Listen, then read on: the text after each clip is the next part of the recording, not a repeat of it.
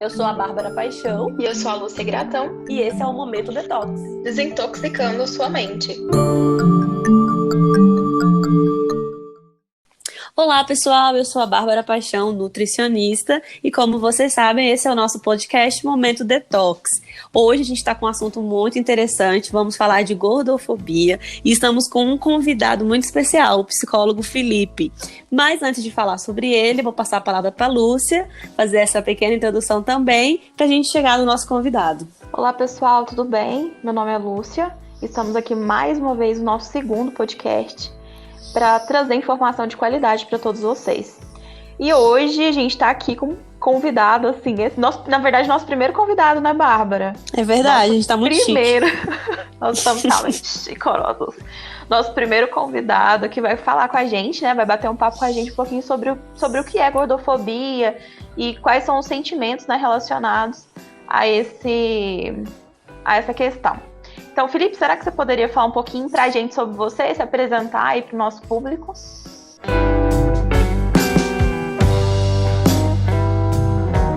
Claro, olá, muito obrigado pelo convite, Lúcia e Bárbara. Muito feliz e lisonjeado de ser chamado aqui, né, no podcast de vocês.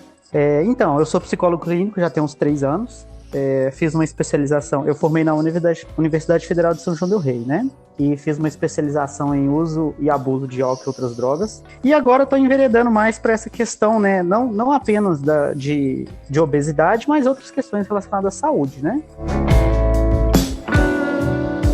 E é isso. Acho que o básico, o basicão é isso. Tem mais coisa aí, mas vai no desenrolar da conversa. Bacana. Muito legal, muito interessante saber que tem, né, agora, na verdade, a psicologia, ela tá se voltando para essa parte da obesidade, essa preocupação com a obesidade e os vários problemas que ela desencadeia, né? Então, eu já vou falar aqui para os nossos ouvintes, primeiro, o que é obesidade. Segundo a OMS, na definição de 2000, de 20 anos atrás já, e aqui perdura até hoje, uma pessoa com IMC maior ou igual a 30 é considerada obesa. E o que é o IMC? Para quem não sabe, é uma conta muito simples, a gente pega o peso da pessoa e divide pela altura dela ao quadrado. E aí a gente acha esse valor de IMC. Então, se ele der maior ou igual a 30, você é considerado obeso. Quando a gente está falando de populações, quando eu falo de uma pessoa, de um indivíduo, só a questão do IMC não é uma característica para você dizer que a pessoa é obesa. Por quê? Porque a gente tem que considerar a gordura desse corpo.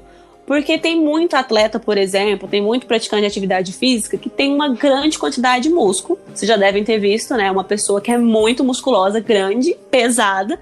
E quando a gente faz essa continha do IMC, ela vai dar com obesidade, ou sobrepeso ou obesidade. E, na verdade, ela é uma pessoa saudável, extremamente saudável, musculosa e etc. Então, não tem como eu falar que essa pessoa ela tá doente por estar com o IMC acima. A gente vai calcular outros parâmetros para definir essa questão da obesidade.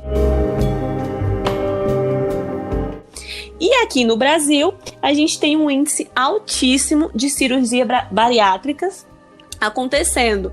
De 2011 a 2018, por exemplo, a gente teve um aumento de 85% na realização dessas cirurgias. Esse é um dado da Sociedade Brasileira de Cirurgia Bariátrica e Metabólica. Então, assim, quase 425 mil cirurgias foram feitas nesse intervalo de tempo. Então, assim, é muita cirurgia e é uma coisa bem preocupante e não é só a nível Brasil, isso é a nível mundo. A gente está com um crescente número de pessoas obesas e isso implica em várias coisas na sociedade, na saúde, enfim. Tem que lembrar que, por exemplo, saúde, ela envolve muito mais que peso, né? Na verdade, saúde, o que caracteriza uma pessoa saudável? Não é somente o IMC ou o peso que ela tem. Saúde, na verdade, ela implica um bem-estar biopsicossocial. Então, na verdade, depende de várias outras questões para falar que uma pessoa é saudável. Ultimamente, a gente acaba cometendo um erro muito grande, tanto os profissionais de saúde quanto pessoas que não são profissionais, que acabam mantendo como saudável apenas aquela pessoa magra, né? E na realidade não é bem por aí. Exatamente. E é engraçado, né? Porque a definição da própria OMS e da própria área da saúde sobre o que é saúde contradiz o que a gente fala sobre a questão da obesidade, que é tida como se todo obeso fosse doente, né? E que é uma todo questão magro muito fosse contraditória. saudável. E que todo magro fosse saudável, sendo que a própria definição de saúde é que é um conjunto de fatores. Né? Não posso determinar por peso ou por uma característica apenas daquele indivíduo. Eu posso falar com propriedade que eu estou fazendo mestrado aqui em Goiânia. Se vocês não ouviram o nosso podcast piloto, escutem, que a gente fala um pouco sobre nós, né, Lúcia? Exato. E no primeiro episódio também a gente fala um pouquinho mais. Esse já é o nosso segundo episódio. Mas, enfim, eu estudo obesidade. Eu estou num grupo de pesquisa que estuda obesidade. Então, a gente vai estudar a fundo o que essa obesidade ela pode causar como consequência para a saúde. E quanto mais eu leio, mais eu estudo, eu vejo que muitas pessoas, infelizmente, principalmente da área da saúde, o que é mais triste, carregam um discurso que não é aprofundado. A pessoa ela não se dá o trabalho de estudar sobre isso para ela falar com propriedade. O que acontece é que, tá obeso, ele tá doente. Fim. Mas porque a gente sabe que todo obeso é doente. Mas por quê? O que causa? Qual que é o motivo dessa obesidade causar uma doença? Ninguém sabe te explicar. Então é bem complexo, é um assunto que dá muito pano pra manga. Mas agora eu passo a palavra pra você, Lúcia. Exato. Ô, Bárbara, mas assim, o que acontece? A gente tem que olhar também, né, as questões psicológicas, né, dessa questão que envolve a obesidade. Por exemplo, a gente sabe que na sociedade hoje tem uma pressão muito grande pra gente ser magro e tudo, e que isso acaba afetando as pessoas de uma forma bem negativa. Por isso também que a gente convidou o Felipe para conversar com a gente e falar um pouquinho mais sobre essa percepção do lado psicológico, né?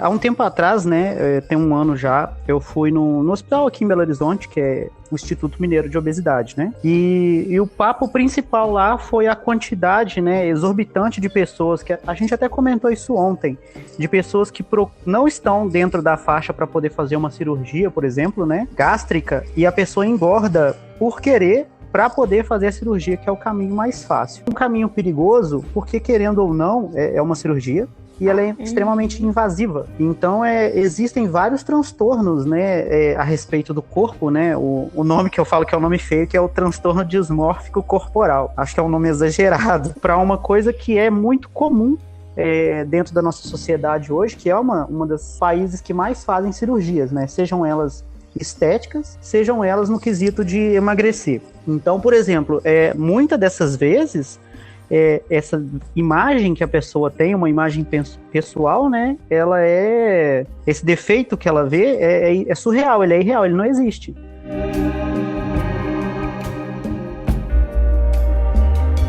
Mas é porque ela está se comparando com uma imagem idealizada que foi construída a partir de um padrão, né, estético, seja ele pela mídia e agora também que cresceu muito pelo Instagram, que são pessoas vivendo vidas ali de microsegundos, mas que são vidas que não existem na verdade, né? E as pessoas, assim, elas idealizam um corpo, né? Na verdade, principalmente as mulheres, assim, eu percebo bastante, primeiro, porque eu sou mulher, né? Então eu me coloco nesse papel de cobrança social em relação a isso. E também por ver minhas pacientes, familiares e pessoas próximas a mim, o quanto elas sofrem com essa questão de pressão social relacionada à estética, né? De que você só vai ser feliz se você for magra. E que se você não for magra, você não vai ser aceita. A gente vê, por exemplo, quando a gente vai comprar uma roupa, né? As pessoas que são acima do peso, normalmente elas não encontram um número para elas. Ou elas precisam mandar fazer a roupa, ou elas precisam, assim, buscar muito, muito, muito em lojas especializadas para elas conseguirem um número adequado. E, por exemplo, outras questões também acontecem com essas pessoas que acabam deixando elas meio que isoladas socialmente, né? Questão de assento de ônibus, quando você vai passar uma catraca para entrar no ônibus, quando você vai num restaurante, às vezes aquela cadeira ela não comporta seu peso. A gente observa que tudo na sociedade ela não é feita para deixar essa pessoa confortável. E assim, eu acredito que elas se sentem mal, né, Felipe? Como é que é? O que você acha? O que você acha não, né? O que você vê? Muitas vezes, né, pacientes que relatam esse tipo de situação, né, um constrangimento social onde todo mundo para. Se a pessoa, por exemplo, não passa na catraca, o ônibus inteiro para observar aquela cena. Então imagina o quanto que é incômodo a pessoa ser o centro das atenções por um viés negativo, né? E isso não é uma vez por semana, pode ser todos os dias, dependendo do caso, né? E pode levar, por exemplo, a casos de bulimia, que é uma pessoa que se sente culpada pelo fato dela ter comido, e às vezes nem comido grande quantidade, mas ter ingerido alguma comida que é considerada com hipercalórica, por exemplo, né? E aquela culpa, né? O medo de engordar faz a pessoa, né, forçar o vômito, por exemplo, ou outras coisas, passar uma semana sem comer nada, ou comendo apenas alface, né? Que é o que o pessoal sempre fala. Então, assim, o buraco é sempre mais embaixo, né? Eu sempre faço uma piada com vocês que é igual a toca do coelho da Alice. Quanto mais a gente vai descendo, mais coisas a gente vai encontrando. E às vezes coisas que a gente achava que nem existia dentro da nossa cabeça, do nosso pensamento, né? É interessante você falar isso, Felipe, porque que a gente fala que o buraco é mais embaixo, porque eu penso que nós temos que refletir sobre as nossas ações em relação às pessoas obesas, porque a gente contribui, às vezes involuntariamente, para que essa pessoa desenvolva algum transtorno, alguma outra coisa, pela forma que a gente trata, né? É muito triste quando você escuta, por exemplo, alguém falar, às vezes uma pessoa que é obesa fala assim, que a gente nem fala mais que é obesa, a gente fala que está com obesidade, né? Porque se eu falo que a pessoa ela é obesa, é como se a obesidade definisse ela, como se ela fosse apenas isso e nada mais. Então a gente fala uma pessoa com obesidade que eu faço alguma coisa que às vezes ofende ou que é gordofóbica, e essa pessoa ela vem e fala pra você, olha, você foi gordofóbico, sabe? E você simplesmente não consegue entender isso, porque se alguém fala que você foi gordofóbico, essa pessoa ela está obesa, ela tem propriedade pra dizer o que ela está dizendo, ela vive isso na pele, né? Então o ideal é que a pessoa ela fala, desculpa, o que eu fiz e como é que eu posso melhorar? Mas não é o que a gente vê, né? A gente vê um discurso de ódio mesmo, das pessoas falando que não é bem assim, que é frescura, que a pessoa tem mais é que emagrecer, se ela quer passar na catraca do ônibus, ela que emagreça. Eu acho que uma falta de empatia muito grande. Você, enquanto psicólogo, quando você atende, você já falou que atende pessoas com obesidade, você percebe que eles têm essa consciência de gordofobia, que eles sofrem gordofobia, que eles têm pessoas na família ou no ciclo de amizades que são gordofóbicas? Eles têm essa consciência? Alguns sim, outros não.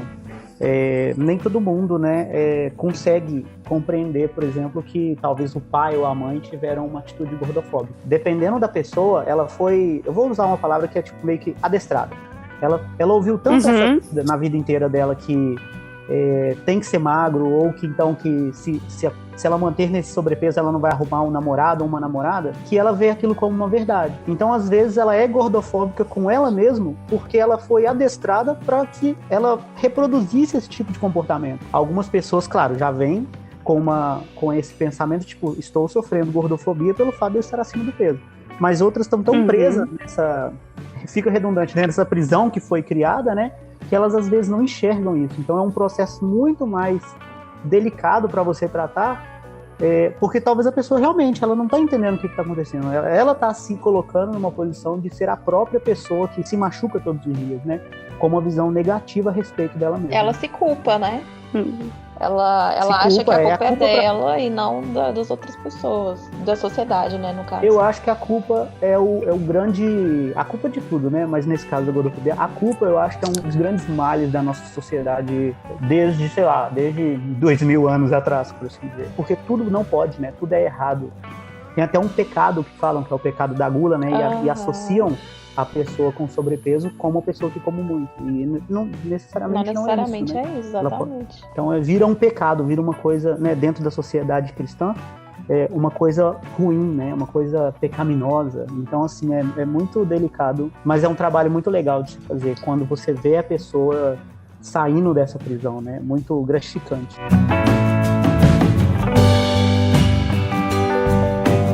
E, na verdade, se autoaceitando, né?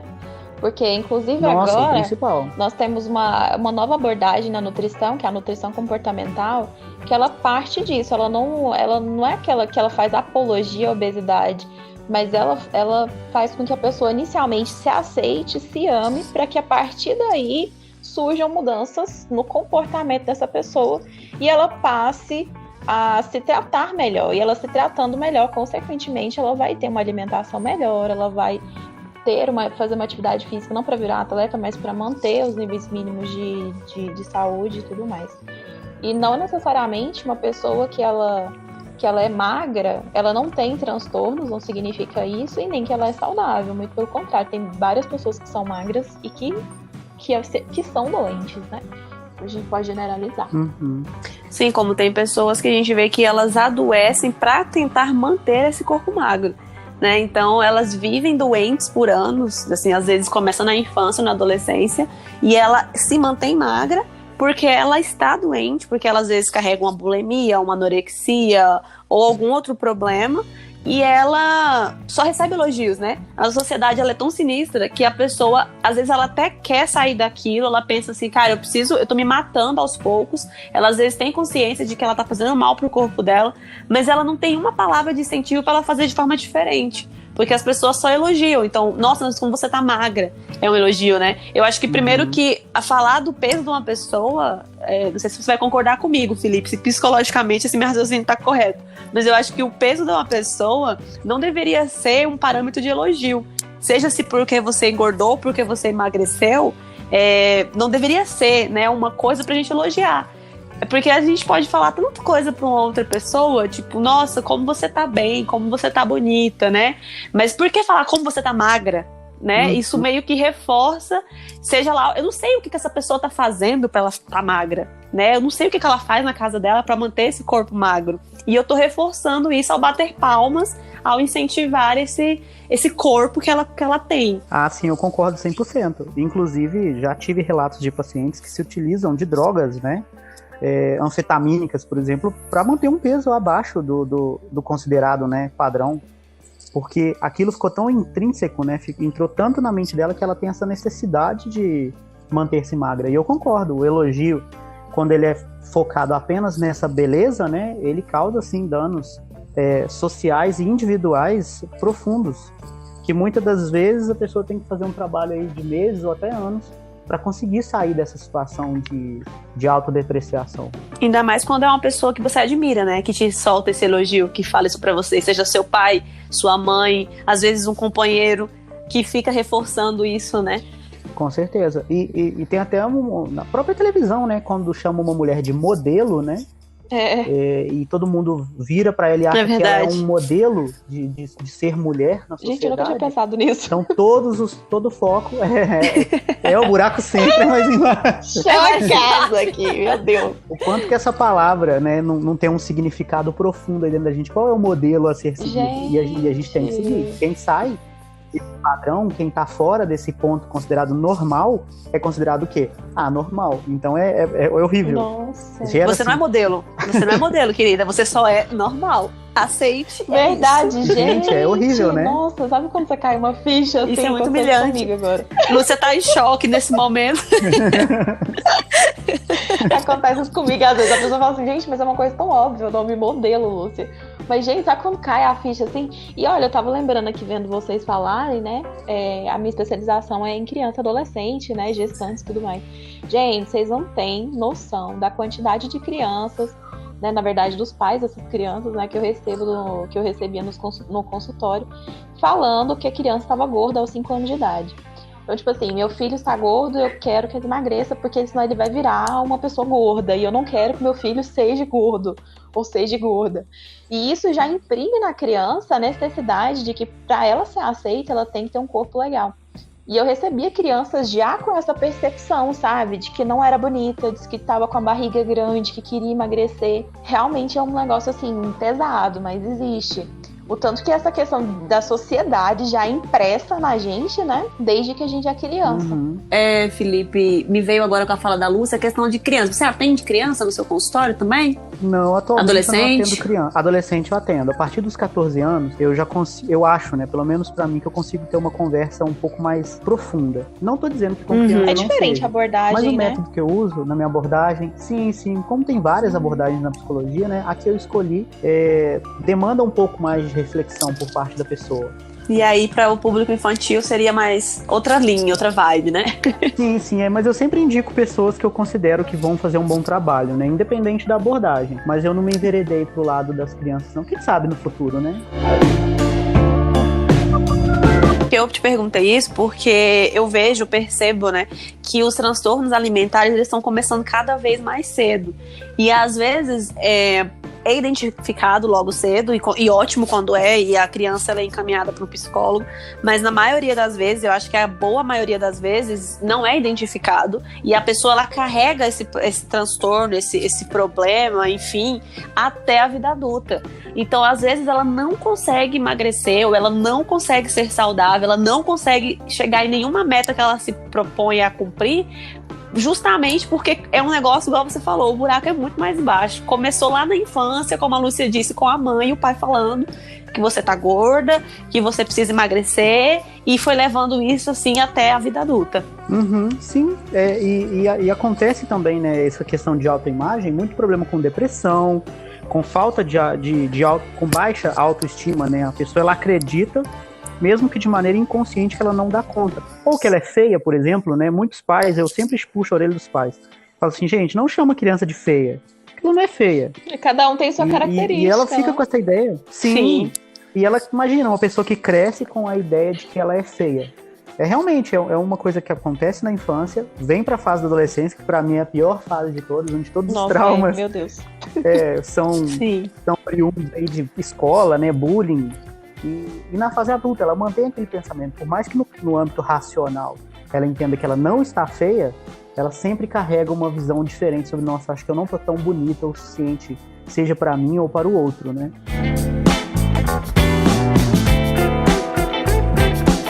Uma coisa que me perguntaram é sobre magrofobia. Existe isso, tipo, eu só vejo falar de gordofobia, mas e quem é muito magro? Aquela pessoa que ela não consegue engordar, que ela é muito magra, e aí ela sofre magrofobia? Isso existe? Sim ou que não, Felipe? O que você pode nos falar sobre isso? O pouco que eu estudei sobre a magrofobia, né, eu acho que no âmbito social não teria, porque quando se fala em gordofobia, pelo menos no que vocês me mandaram e o que eu já tinha lido antes, né, a gordofobia ela não é uma aversão de maneira geral ao gordo. Claro que tem essa aversão social, mas é mais como uma sociedade trabalha em função disso. Por exemplo, não ter a gente já deu esse exemplo, né, que é não ter um banco num avião onde a pessoa obesa consegue se sentar, porque o banco ele é padronizado para pessoas, por exemplo, até cerca de no máximo 80, 100 quilos. Agora, no caso do magro, provavelmente ele não vai passar por esse tipo de problema. Ou uma roupa, por exemplo, né, ele pode mandar ajeitar ela, que ela tá um pouco maior do que o número dela. Mas de maneira individual, eu acredito que tem sim pessoas que chegam com essa questão de sentir-se magro demais e estar abaixo do peso. Mas aí já é mais no âmbito individual, como que ela vê, né, como um quesito de autoimagem. Não, eu não ignoro nenhum sintoma, nenhuma reclamação do paciente, né, porque tudo é válido. Por mais, às vezes, que a gente possa parecer um pouco, nossa, mas isso é tão simples, ou então aquelas coisas bem superficiais, nossa, mas você é tão bonita. Não, talvez ela se vê feia, ou talvez ela ache que realmente esteja sofrendo de magrofobia, né? Então eu tenho que ouvir de maneira atenta e respeitosa para entender o que é. Que talvez não seja magrofobia, talvez seja uma ideia que ela criou acerca da magrofobia ou da gordofobia, por exemplo. Sim. Às vezes, por não se identificar, não se encaixar no contexto de gordofobia, não sofrer gordofobia, mas sofrer um outro tipo de preconceito relacionado ao peso e a forma que ela não achou uma palavra que definisse o que ela sofre, né? Mas não necessariamente seria uma magrofobia. Porque Perfeito. Eu acredito que a gordofobia assim, é uma dor também, não é desmerecendo quem é magro demais e quem sofre preconceito por isso. Porque a gente sabe que isso acontece. Principalmente quando a gente fala de homens, né? Meninos na adolescência que querem ficar musculosos, querem ficar fortes e recebem todo tipo de bullying e apelidos por terem um corpo muito magro, né? Isso acontece também. Mas se a gente for comparar o que a pessoa magra sofre, vamos dizer, que não deixa de ser uma dor, um sofrimento, para o que a pessoa gorda sofre, é uma balança, assim, bem desproporcional. Porque, como você falou, o magro, ele vai conseguir sentar num assento, ele vai caber numa cadeira, ele vai conseguir encontrar roupa, nem que ele compre na seção infantil, que eu tenho amigas que compram na seção infantil, porque não consegue achar no tamanho delas, né, no de adulto. Nem que ela assim, ela encontra métodos de mais fáceis, vamos assim dizer, de se adaptar a essa sociedade, porque é uma sociedade feita para quem é magro, né? É tudo moldado para quem é magro. Ao contrário de quem é gordo, que não vai conseguir, né, se encaixar ou conseguir se adequar tão facilmente quanto quem é magro. Então, a questão não, assim gente. também, né, gente? A gente precisa ver primeiro pela própria origem da palavra, né? Fobia.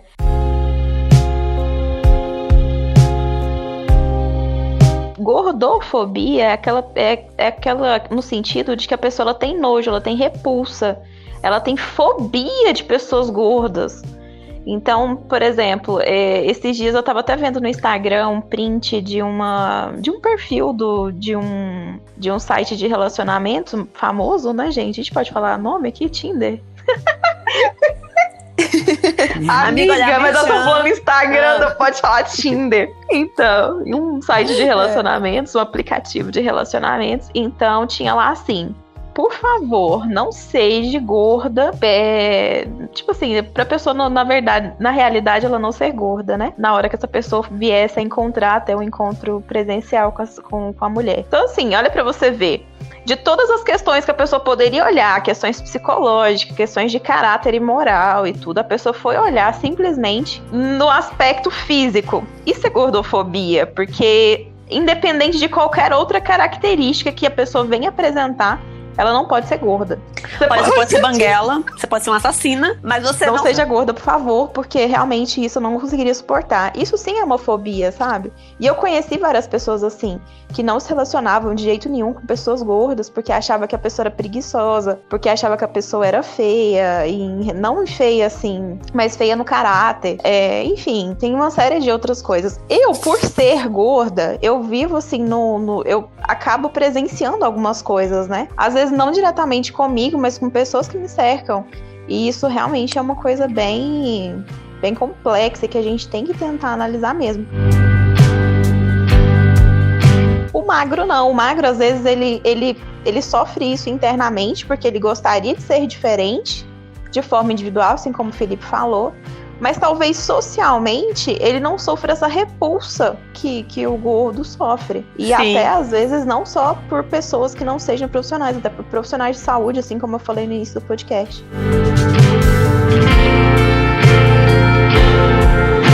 Então eu acho que no fim, o que a gente precisa que as pessoas entendam é que apesar da obesidade ser considerada, né, uma doença, ela tem CID e tudo mais, nós temos que ter empatia. Eu acho que especialmente os profissionais da saúde, seja psicólogo, seja médico, seja enfermeiro e principalmente nutricionista, porque a gente é educado na faculdade, a gente aprende que para a pessoa ser saudável, ela precisa emagrecer. Tem que perder peso, tem que perder peso, tem que perder peso. E eu acho que às vezes falta muita empatia, principalmente na nossa área.